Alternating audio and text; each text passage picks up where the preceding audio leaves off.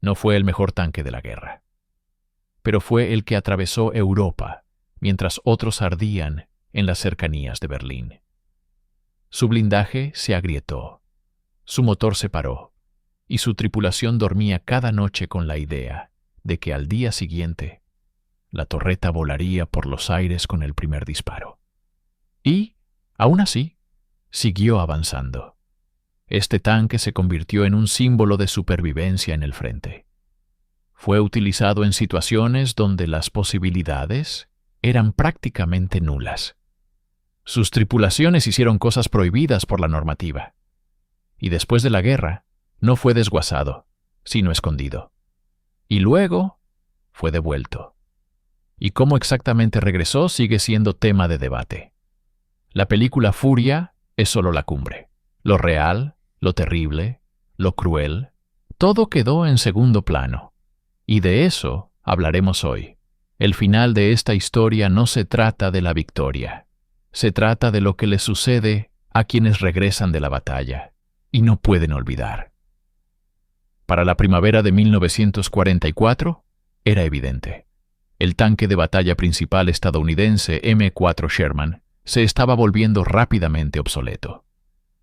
A pesar de su fiabilidad, facilidad de mantenimiento y amplia producción, perdía cada vez más terreno en enfrentamientos directos con los Panthers y Tigers alemanes. Ni siquiera un blindaje reforzado ni un cañón más largo pudieron resolver el problema principal: la falta de potencia de fuego. Así nació el M4A3E8, conocido como el Easy 8, una modificación mejorada diseñada para cambiar el curso del combate. La designación M4A3E8 oculta varios cambios clave.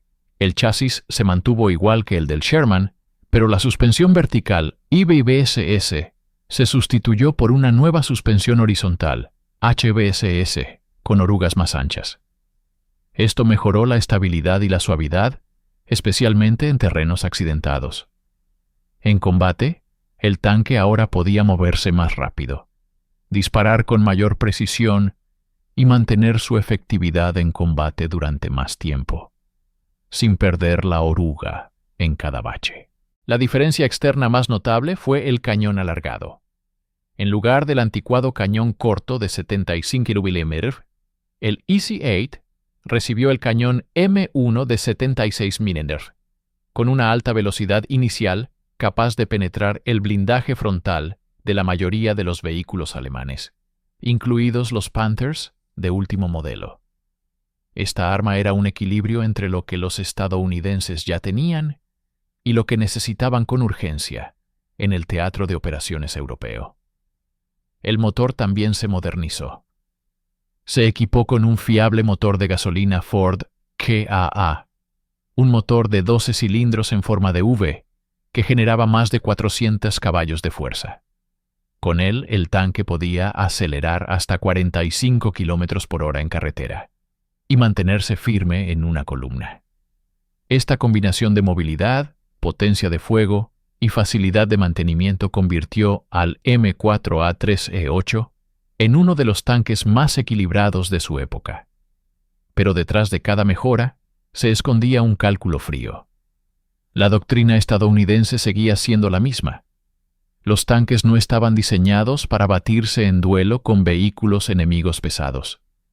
Su función era apoyar a la infantería, atravesar las defensas y atacar objetivos ligeros y medianos. Por lo tanto, el blindaje del Easy 8 seguía siendo comparativamente delgado. La placa frontal del casco no superaba los 90 milímetros de grosor y la torreta hasta 80. Esto era suficiente contra morteros y cañones ligeros, pero no contra Tigers y Jagd Panthers. Sin embargo, el M4A3E8 se convirtió en una especie de logro supremo para la línea Sherman. Surgió en una época en la que los modelos más antiguos ya no podían afrontar los desafíos de la guerra. Además, el Easy 8 se convirtió en un símbolo de esperanza en el frente. Las tripulaciones creían en él, si no como una fortaleza invulnerable, al menos como un vehículo que ofrecía una oportunidad, y a veces Una oportunidad lo era todo. El M4A3E8 podría haber sido simplemente una variante más del Sherman, de no ser por un tanque, una tripulación y un viaje a través de la devastada Alemania. En la primavera de 1945, en los últimos meses de la guerra, uno de estos tanques recibió un nombre que permanecerá para siempre en la historia militar: Fury. Los tanquistas rara vez bautizaban sus vehículos con sus designaciones militares formales. Cada uno tenía un apodo. Furia no era solo una inscripción blanca en la boca del cañón. Era el nombre con el que un tanque con una tripulación de 5 hombres luchaba en las batallas más brutales de Alemania, encontrándose en el centro de la acción cuando el frente se volvía impredecible. La resistencia desesperada y el precio de un error devastador. El Fury era un M4A3E8 estándar, modernizado en una planta de ensamblaje estadounidense. Llegó a Europa hacia el final de la campaña, cuando las principales fuerzas de la Wehrmacht ya habían sido repelidas hacia el Rin, pero fue entonces cuando comenzó la fase de la lucha que más tarde se calificaría como la más impredecible. La actividad partisana, la defensa fanática de pequeñas localidades, el minado de puentes, las emboscadas sorpresivas y los ataques desde los bosques. Todo esto sumió el frente en el caos. La tripulación del Fury estaba compuesta por tanquistas con diversa experiencia en combate. El comandante era un veterano de las campañas africanas e italianas. El conductor, un recién llegado, y el cargador, un reemplazo apresurado tras las bajas. Este tipo de tripulaciones eran la norma. Bajo una presión extrema, los tanques debían entrar en combate tras un entrenamiento mínimo, y los conductores aprendían a operar los vehículos en movimiento. El cañón M1 del Fury demostró rápidamente su eficacia. Podía alcanzar objetivos ligeros y medianos a distancias de hasta 2 kilómetros, y a corta distancia, incluso el blindaje de un Panther podía penetrarse con un ángulo preciso. La munición incluía proyectiles perforantes, de fragmentación y de carga hueca, según la situación táctica. La precisión en movimiento seguía siendo un reto, pero la tripulación del Fury aprendió rápidamente a aprovechar las coberturas, las alturas y las emboscadas. La principal diferencia entre el M4A3E8 y los modelos anteriores no se percibía en el campo de tiro, sino en el combate real. El EC-8 podía evadir el peligro con mayor rapidez que sus hermanos mayores, cambiar de posición y atacar por los flancos en lugar de hacerlo de frente. Esto proporcionó una nueva ventaja táctica. Los tanques comenzaron a operar no como unidades de presión blindada, sino como fuerzas de maniobra móviles. Fury se convirtió en parte de una de esas unidades. Su ruta lo llevó a través de aldeas en ruinas, puentes sobre pequeños ríos, emboscadas en caminos forestales y repentinos enfrentamientos nocturnos. La tripulación se integró gradualmente con el vehículo. Cada uno sabía dónde y cómo se comportaría su tanque a velocidad, en ascenso y al maniobrar. En combate, esto significaba supervivencia. Pero se avecinaban acontecimientos que cambiarían el destino no solo de este tanque, sino de toda la unidad. Su historia es más que una simple crónica de batallas, sino un ejemplo de cómo un vehículo diseñado para la victoria masiva se convirtió en un arma de supervivencia personal para quienes lo ocupaban. En la primavera de 1945, los combates en Alemania se asemejaban cada vez más no a un frente, sino a una serie de laberintos mortales.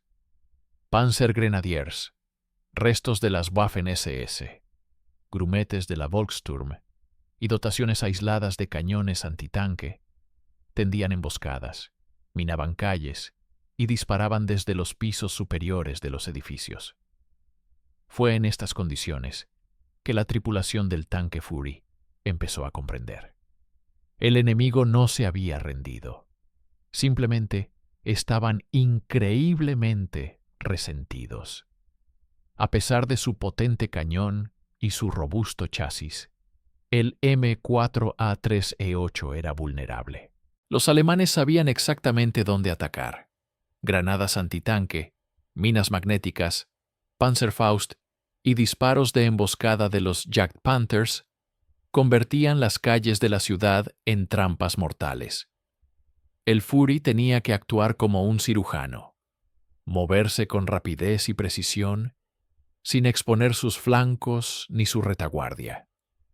Durante una escaramuza en las afueras de un pequeño pueblo alemán, un tanque Fury se encontró bajo fuego enemigo desde un callejón estrecho. El primer proyectil impactó en la oruga izquierda, inmovilizando instantáneamente el vehículo. La tripulación se vio obligada a defenderse de los ataques de infantería desde el interior del casco, utilizando una ametralladora Browning y granadas de humo. Solo la intervención de un tanque cercano y la llegada de Mustangs salvó a la tripulación del cerco. Esta batalla se convirtió en el primer recordatorio serio para todos a bordo del Fury. Cualquier fallo podía ser el último. Tras este incidente, la tripulación cambió de táctica. Comenzaron a actuar como una fuerza de ataque independiente, no siguiendo órdenes, sino según la situación. A menudo rozaban la arbitrariedad. Elegían rutas, tomaban posiciones y realizaban reconocimiento con la ayuda de la infantería que recogían en movimiento. La interacción entre los vehículos y la infantería se volvió cada vez más informal. En combate, no importaba la estructura, sino el instinto de supervivencia. El M4A3E8 continuó mostrando las mejores cualidades de su diseño. Sus anchas orugas le permitieron transitar por caminos fangosos y primaverales. El cañón M1 penetraba con fiabilidad el blindaje de los tanques medianos enemigos, e incluso de los pesados, en combate cuerpo a cuerpo. Sus ángulos de puntería, la altura de la torreta y la rápida recarga le otorgaban ventaja en los duelos a corta distancia. En un solo combate, en un estrecho camino de tierra, el Fury destruyó 2 vehículos blindados y un cañón autopropulsado, cambiando de posición 3 veces en 90 segundos. Sin embargo, la tensión psicológica de la tripulación iba en aumento. El vehículo se había convertido en su único espacio seguro, pero al mismo tiempo, en un sarcófago cerrado. Cada salida por la escotilla era un riesgo. Cada disparo desde detrás del edificio era potencialmente el último. Los tanquistas no estaban acosados por el miedo a los tanques enemigos, sino por los Faustniks, que no podían ser detectados con antelación. En estas condiciones, la experiencia personal, la costumbre y la silenciosa sincronía entre el comandante, el artillero y el conductor fueron decisivas. La victoria no solo dependía de la rapidez y precisión de su actuación, sino también de su regreso con vida de su siguiente patrulla. El Fury sobrevivió, maltratado, cubierto de hollín, con el blindaje picado, se convirtió en algo más que un simple tanque, en un símbolo de perseverancia. Su tripulación lo comprendió. La guerra estaba terminando. Pero ahora mismo se estaba volviendo especialmente brutal, porque ya nadie luchaba por la victoria. Todos luchaban por sobrevivir. Para la primavera de 1945, la tripulación del tanque Fury había visto de todo: campos minados, emboscadas nocturnas, combates urbanos y fuego de artillería incesante. Pero nada se comparaba con la sensación que experimentó la tripulación de un M4A3E8 al enfrentarse por primera vez a un tanque pesado alemán. No fue pánico, sino la comprensión de que su vehículo fue diseñado originalmente para un propósito diferente. Durante una de sus operaciones para despejar una aldea fortificada en las montañas de Harz, un Fury se encontró repentinamente frente a un Tiger, un tanque pesado al que las tripulaciones estadounidenses llamaban con razón la pesadilla. El alcance era de menos de 400 metros y el ángulo era casi perfecto. El proyectil del Tiger fue el primero en penetrar la pared de la casa tras la que estaba estacionado el Fury, pero no alcanzó el casco. La tripulación comprendió que no tendrían una segunda oportunidad. El comandante ordenó de inmediato una maniobra, la única forma de escapar del fuego enemigo. El M4A3E8, gracias a su suspensión y motor, viró bruscamente a la izquierda, disparando simultáneamente un proyectil a la parte inferior de la torreta enemiga. Rebotó. Un segundo proyectil impactó en la oruga, un impacto parcial. El Tigre redujo la velocidad. Un tercer proyectil impactó en la torreta. Explosión. Solo entonces, la tripulación alemana abandonó el vehículo. Todo ocurrió en 40 segundos. Fue una victoria, pero no fácil. La tripulación estaba agotada. La efectividad en combate del tanque era cuestionable. La suspensión estaba dañada, el blindaje perforado y su munición estaba casi agotada. Pero lo más importante era algo más. El Fury había demostrado que podía destruir incluso lo que antes se consideraba invencible. Esta victoria tuvo otra cara. Tras la batalla, la infantería se acercó al tanque.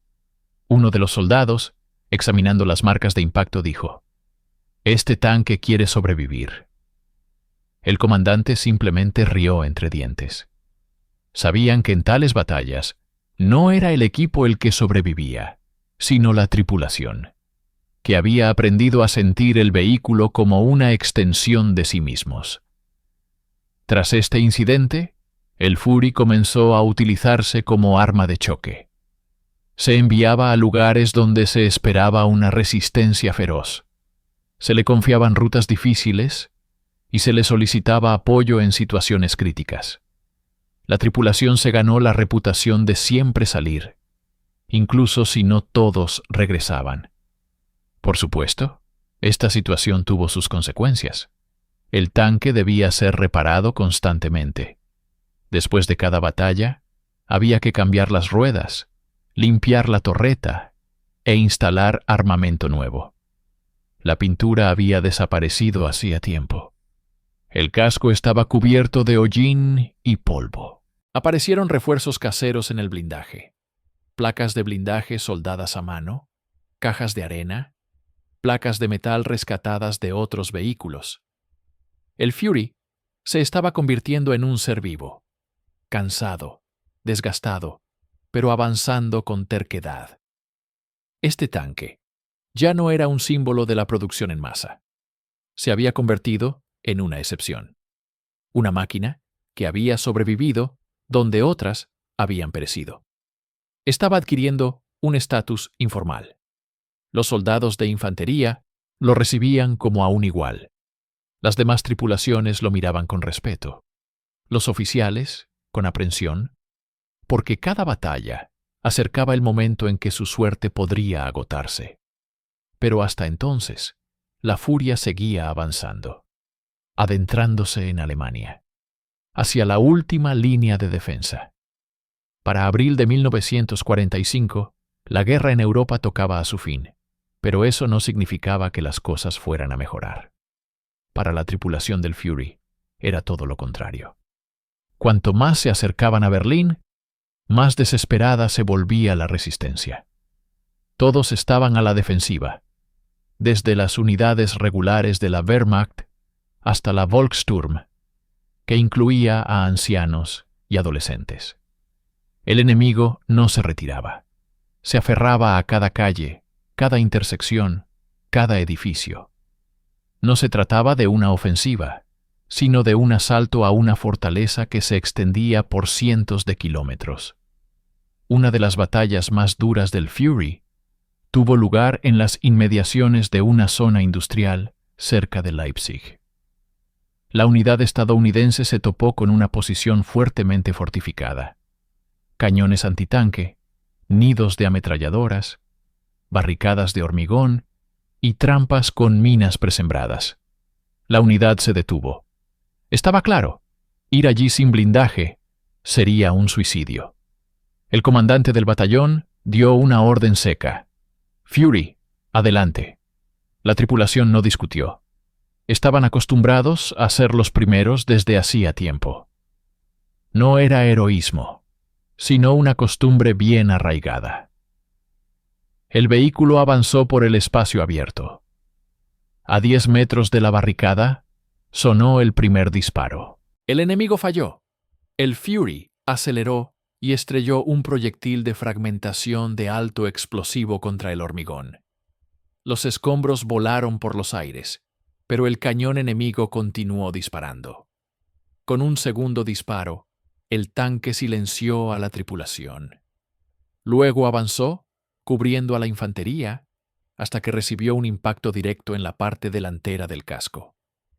El blindaje resistió, pero el tanque quedó cegado. La torreta se atascó.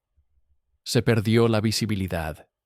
El comandante, arriesgando su vida, abrió la escotilla y comenzó a corregir verbalmente las acciones del artillero. En estas condiciones, el Fury continuó combatiendo durante 30 minutos más. Para cuando la zona fue despejada, el vehículo había recibido 7 impactos, perdido una oruga y casi toda su munición, pero permaneció en el campo de batalla una vez más. Tras este episodio, el tanque fue retirado para reparaciones temporales, pero la tripulación insistió en volver al servicio. Lo sabían. Si no eran ellos, ¿quiénes? Para entonces, el Fury se había convertido en algo más que un vehículo. Era un símbolo. Su presencia en posición solía tener un efecto psicológico en las unidades aliadas. Significaba que podían avanzar. Su cobertura era fiable. En el cuartel general ya se hablaba de retirar el Fury, considerándolo un vehículo con méritos de combate. Pero la guerra aún no había terminado, y el tanque seguía avanzando. Por las carreteras calcinadas de Sajonia, pasando por ciudades semidestruidas, entre vehículos abandonados y puentes destrozados. Su casco estaba rayado, sus orugas desgastadas, su tripulación al límite de sus fuerzas. Pero nadie mencionó siquiera detenerse. El Fury se había convertido en una máquina con historia. Pero aún le quedaba una batalla por delante. Una que determinaría si sobreviviría o se convertiría en parte de los innumerables naufragios esparcidos por Europa. A mediados de abril de 1945, la línea del frente era un caos. Las ciudades, antes bulliciosas, se habían reducido a montones de ladrillos, varillas y esqueletos de vehículos. En estas condiciones, los tanques perdieron algunas de sus ventajas. Las calles rectas desaparecieron. El ángulo de tiro se volvió mínimo, y el enemigo ya no estaba en la línea del frente. Se escondía en sótanos, áticos y tras barreras de hormigón. Condiciones ideales para una emboscada. Fue en estas condiciones que el Fury se encontró de nuevo en el centro de los acontecimientos. Una de las últimas batallas del tanque se desarrolló en una zona deteriorada de una importante ciudad industrial. Los servicios de inteligencia informaron de una posible concentración de vehículos blindados enemigos. Pero la información era escasa. Los ingenieros no habían despejado los accesos a tiempo. La infantería se negó a avanzar sin cobertura. La decisión fue la habitual. El Fury iría primero. Ya al acercarse, la tripulación se dio cuenta de que algo andaba mal. Demasiado silencioso, demasiado limpio, como si el enemigo hubiera estado esperando. Y así fue. El primer disparo provino del segundo piso del antiguo almacén. Un cañón autopropulsado alemán se había refugiado en el interior del edificio, tras haber atravesado una pared de ladrillos. El proyectil impactó en la torreta, sin penetrarla, pero con un potente impacto. La tripulación trabajó a la perfección. El Fury dio marcha atrás y disparó simultáneamente 2 tiros contra la supuesta posición enemiga. Uno de ellos fue certero. El almacén se derrumbó. Pero ya era demasiado tarde. Un segundo proyectil impactó desde un edificio cercano. Esta vez, impactó en las orugas del tanque. El tanque se vio obligado a detenerse. Comenzó una lucha por la supervivencia. Fuego intenso, humo, gritos de infantería, conversaciones de radio que rozaban la histeria. El comandante del Fury les ordenó resistir y esperar fuego de apoyo. La infantería intentó despejar los edificios, pero los alemanes respondieron con furia. Uno de los artilleros corrió hacia el tanque y le lanzó una granada mientras corría. Se atascó en el blindaje. La tripulación ni siquiera se movió. La granada no explotó. Más tarde, el conductor dijo que simplemente no tuvo tiempo de entrar en pánico. La batalla duró 30 minutos. Cuando los refuerzos finalmente lograron abrirse paso entre los escombros, el Fury permanecía envuelto en humo, completamente sin energía, con la transmisión rota y el tanque de combustible perforado. Pero se mantuvo en pie. La tripulación seguía allí. Ni un solo hombre abandonó el vehículo. Esta fue su última gran batalla. Tras la evacuación, el Fury fue llevado a la retaguardia. Primero para reparaciones. Luego, para almacenamiento. El mando ya comprendía que la guerra estaba llegando a su fin, y perder semejante máquina no tenía sentido. La tripulación, cansada, con arañazos y exhausta, fue enviada a descansar un rato. Nunca regresaron al frente. Y el Fury permaneció en la base de reparaciones, donde permaneció hasta la capitulación de Alemania. Los soldados que pasaban por allí se detenían a menudo a tocar el blindaje. Algunos ponían las manos sobre el casco. Otros anotaban el número de serie. El vehículo se convirtió en una leyenda, sin necesidad de reconocimiento oficial. Hablaba por sí solo. La victoria en Europa no significó el fin de la historia del Fury. Los tanques rara vez mueren inmediatamente después de una guerra, especialmente aquellos que se han ganado una reputación de fiabilidad, resistencia y eficacia en combate. El M4A3E8, con un número de serie grabado para siempre en los informes del frente, sobrevivió a sus hermanos y permaneció en servicio en el ejército de los EEU hasta bien entrada la posguerra. Tras la capitulación alemana, el Fury no regresó al frente. Permaneció en Europa como parte de las fuerzas de ocupación. Sin embargo, incluso allí, el tanque no permaneció inactivo. Se utilizó como vehículo de entrenamiento, no en campos de tiro, sino en condiciones reales, patrullando zonas fronterizas, demostrando fuerza y presencia. Para la población alemana, se convirtió en un símbolo, no de una máquina, sino de un nuevo poder que había emergido de las ruinas del antiguo. La tripulación del tanque fue disuelta. Algunos fueron desmovilizados, otros transferidos a otras unidades. Pero la leyenda del tanque perduró. Los instructores contaban a los reclutas la historia de un vehículo blindado que había cruzado toda Europa sin averiarse. El nombre Furia en la torreta fue pintado, una formalidad. Pero en los diarios e informes personales permaneció con ese apodo. A finales de la década de 1940, el tanque fue transferido de vuelta a Estados Unidos. Iba a ser desguazado, un procedimiento habitual para vehículos de combate que habían llegado al final de su vida útil. Pero una delegación de veteranos se opuso al plan. Los veteranos del frente conocían el tanque. Muchos habían luchado junto a él. Exigieron que el Fury se conservara como un modelo de espíritu de lucha y conmemoración. El tanque se almacenó temporalmente en un hangar de una base militar. Posteriormente, fue trasladado a un museo militar. La restauración fue mínima. Se conservaron los daños de batalla, arañazos, marcas de soldadura y marcas de proyectiles. Uno de los cursos de guía incluso recalcó que las placas de blindaje del tanque hablan más que los archivos. El tanque se convirtió en un testigo silencioso de la guerra y en su reliquia más reveladora. A pesar de la fatiga del metal, los mecánicos observaron que el motor aún podía arrancar. El cableado funcionaba parcialmente.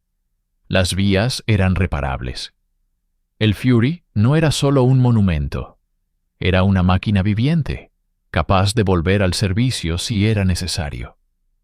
En las décadas siguientes, el tanque apareció en desfiles, películas y exposiciones de archivo. En una entrevista, un excomandante de tripulación dijo: "Este vehículo hizo lo imposible.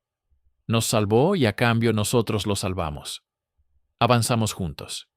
Y creo que aún puede avanzar si es necesario". Un final así rara vez ocurre con los vehículos de combate. Pero el Fury no era un tanque cualquiera. Se convirtió en parte de la memoria, no solo de la guerra, sino también de quienes lucharon en ella, de la valentía, los errores, el miedo, la supervivencia y una voluntad de hierro, literal y figurativamente. Pasaron décadas. El M4A3E8 finalmente había pasado de ser un vehículo de combate a un icono. Su silueta aparecía en libros, revistas y enciclopedias militares. Los historiadores debatían su papel en la guerra. Los modelistas debatían la forma precisa de sus soldaduras. Y los veteranos debatían sus rutas de combate. Pero la verdadera segunda vida del Fury comenzó cuando la industria cinematográfica se interesó en él. A principios de la década del 2000, Hollywood empezó a hablar de una nueva película bélica. Se suponía que mostraría la Segunda Guerra Mundial no como un triunfo, sino como un infierno, a través del destino de una tripulación en un vehículo durante los últimos días en el frente. Para ello, buscaban un vehículo auténtico, uno que hubiera combatido, se hubiera conservado y pudiera volver a conducirse. Lo encontraron. Era el mismo Fury. Los cineastas quedaron asombrados. A pesar de su antigüedad, el tanque seguía funcionando a la perfección. Fue restaurado hasta el último detalle, conservando sus elementos originales. La torreta no fue repintada, solo reforzada. El interior se restauró con fotografías de archivo. Incluso el olor a diésel y aceite de motor era auténtico. En la película, el tanque se convirtió no solo en un elemento de utilería, sino en un héroe. Se movía, disparaba y rugía. Su blindaje se estremecía con los disparos, igual que en el frente. Los actores vivían dentro, como lo hicieron antaño las tripulaciones de tanques reales. La historia se repetía, pero esta vez en el cine. El título de la película coincidía con el apodo del tanque. No era casualidad. Tras el estreno de la película, Furia alcanzó fama mundial. El público admiraba el tanque. Se convirtió en un símbolo de resiliencia y de la verdad en primera línea. La gente lo buscaba en museos, se tomaba fotos con su torreta y escribía cartas de agradecimiento. Muchos no creían que fuera real. Pero todo era auténtico. Este tanque realmente sobrevivió a la guerra, realmente estuvo en el frente y se ganó su nombre. Desde entonces, el Fury ha sido más que un simple vehículo blindado. Es un ícono cultural. Para algunos, es una leyenda de la Segunda Guerra Mundial. Para otros, un recordatorio del precio de la victoria. Y para quienes alguna vez se han sentado dentro de su casco blindado, es un recuerdo. Un recuerdo vivo, pesado y resonante, con olor a humo y metal, uno que nunca se desvanece por completo. Y aunque el tanque ahora se encuentra en un museo, protegido de la intemperie, parece como si todavía estuviera escuchando, oyendo pasos cerca, sintiendo la mirada de alguien y esperando a que suene de nuevo la breve orden. ¡Arranquen! La historia del tanque M4A3E8 Fury no es solo la historia de un vehículo, es la síntesis de una era. Nacido en medio de una guerra total para ser un instrumento de victoria fiable y de producción en masa, se convirtió en la excepción a la regla. No fue descartado, desechado, ni olvidado. Sobrevivió a la batalla, a décadas y al filtro cultural del tiempo. El Fury se ha convertido en un símbolo de lo que suele ocultarse tras informes y diagramas aburridos. Este tanque habla de tripulación, de elección, de miedo, de la decisión de avanzar cuando todo te dice que es hora de parar. Es un recordatorio de que la tecnología solo vive gracias a las personas que la habitan, y que a veces una máquina recuerda más que cualquier humano. El diseño del M4A3E8 en sí no fue revolucionario. Su suspensión mejorada, blindaje reforzado y potente cañón lo convirtieron en una herramienta ideal para el frente, pero nada más. No era un Tiger, ni inspiraba terror a distancia, pero fue el que sobrevivió hasta el final.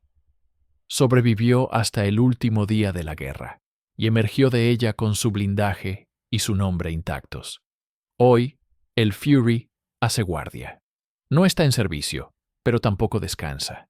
Se ha convertido en un objeto de peregrinación, un hito histórico, una exhibición que evoca emociones. Al contemplarlo, la gente ve más que un simple coche. Ve el reflejo de toda una época, una que moldeó el futuro. Y el precio de ese futuro fue alto. La armadura aún muestra huellas de impacto. En el interior hay abolladuras de cascos, arañazos de botas y superficies desgastadas por el esfuerzo manual. No son solo marcas, son evidencia. Los tanques no escriben memorias, pero si pudieran, Furia diría mucho, pero guarda silencio, porque todo lo importante ya se ha dicho. La placa junto al tanque contiene solo una breve descripción. Tanque mediano M4A3E8, EEU, apodado Fury, luchó en Europa, conservado en su estado original. Pero pocos saben que tras esta descripción se esconde una historia real, sobre una guerra que existió y sobre un tanque que se convirtió en algo más que un arma.